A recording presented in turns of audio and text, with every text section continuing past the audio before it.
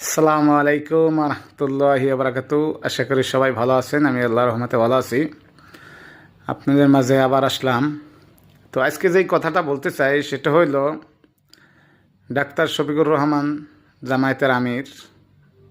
উনি আজকের একটা কথা বলছেন, খুব সুন্দর কথা বলছেন। মানে কথাটা শুনে আমার এত আনন্দ লাগছে। এটা যদিও আজকে নতুন না, তারপরও কথাটা কিছু কিছু মানুষকে উদ্দেশ্য করেই বলছে। কারণ কি জানেন, কিছু লোক বলছে যে তারা তো ক্ষমতা আসে না, তারা দেশ পরিচালনা করতে পারে না, করে কিভাবে করতে পারবো কি পারবো না, সেটা একটা সব মিলে সামষ্টিক দিক থেকে দেখে তিনি একটা কথা বলছেন যে আমি যখন দল নিয়ন্ত্রণ করতে পারছি তখন আমি রাষ্ট্র নিয়ন্ত্রণ করতে পারবো। এত বড় কথা 54 বছরে এমন কোনো বাপের পাটা নাই যে কইতে পারছে বাংলাদেশে।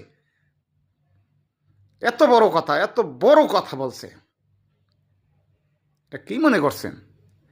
এটা কোনো, এই যে দেখেন 54 বছর কত কত রাজনৈতিক দল আছে বা আইসে গেছে, এখনো আছে বড় বড় মাথা।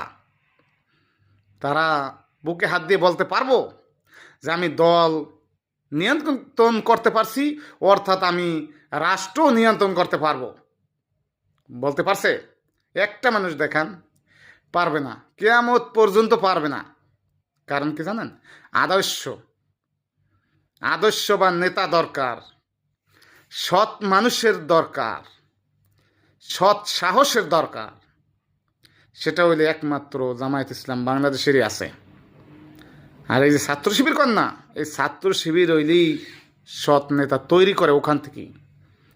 একদিনই আপনি ভালো নেতা হইতে পারবেন না। ওই ছোট থেকেই শুরু করতে হবে, সততার পরিচয় দিতে হবে। আর সেই নেতা বানাবে, নেতার আদর্শ কোন নেতার আদর্শ হইতে হবে?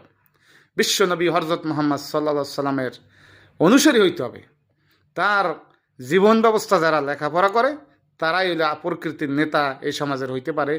যার এরাই বলতে পারে যে না, আমরা দেশ দল নিয়ন্ত্রণ করতে পারছি, দলের সৌন্দর্য ধরে রাখতে পারছি, গঠনতন্ত্র ধরে রাখতে পারছি, দুর্নীতি মুক্ত, অন্যায় অত্যাচার জুলুম নির্যাতন যতই হয়েছে তারপরও অন্যায়ের কাছে মাথা নত করে নাই। শুধু ওই একমাত্র আল্লাহর কাছে মাথা নত করছে। অতএব ডাক্তার শফিকুর রহমান যে কথা বলছে, আমি এতে 100% শিওর উনি দল না, উনি দেশ, উনি বিশ্ব চালানোর মতো ক্ষমতা রাখে। ওনার কাছে এই ক্ষমতা আল্লাহ